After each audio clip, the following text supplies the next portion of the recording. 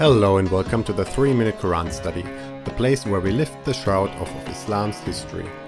Previously, we have learned that Islam originally started out as an anti-Trinitarian Christian sect.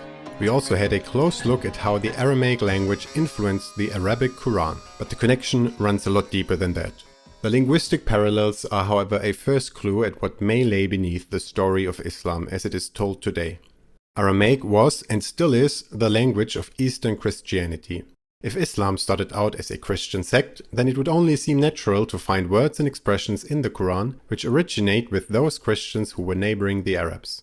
Once this was understood by contemporary scholars, they started to go beyond mere linguistics and searched for specific scriptural parallels between the Quran and Eastern Christian texts.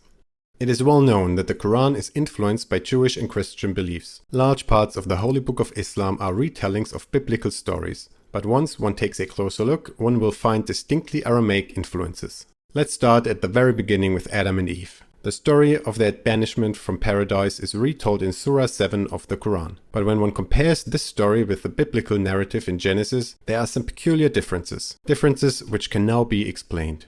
For example, in the Quran it is Satan who explicitly tempts Adam and Eve. While Satan is nowhere to be found in the original Jewish sources, he is typically present in Aramaic Christian texts, such as the hymns of Saint Ephrem or the influential book nowadays known as the Cave of Treasures. Further, both in the Quran as well as in the Cave of Treasures, the sin is not connected to the tree of knowledge of good and evil, rather it is committed at the tree of life. An interesting difference which the Quran does not explain. Luckily, the Cave of Treasures provides the missing context. Therein, it was necessary to switch trees so that a connection could be made between the one tree of life and the one cross of salvation. Quote, "That tree of life, which was in the midst of paradise, prefigured the redeeming cross, which is the veritable tree of life. And this it was that was fixed in the middle of the earth." End quote.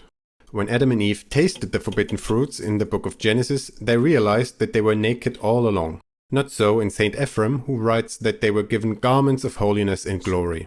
The Cave of Treasures reports that they were clothed with glory. These garments then disappeared the very moment Adam and Eve ate from the tree. The version of the same story in the Quran also has Satan being eager to strip Adam and Eve of the royal vestments with which God had clothed them. These are but a few examples where we can clearly see that it was specifically Aramaic-speaking Christians who provided the source materials to the writers of the Quran. The biblical stories in the Quran are mostly told through an Aramaic lens, albeit truncated and often without further context. In the next video, we will look at more Aramaic influences on the narrative within the Quran. Until then, thank you very much for watching and see you next time.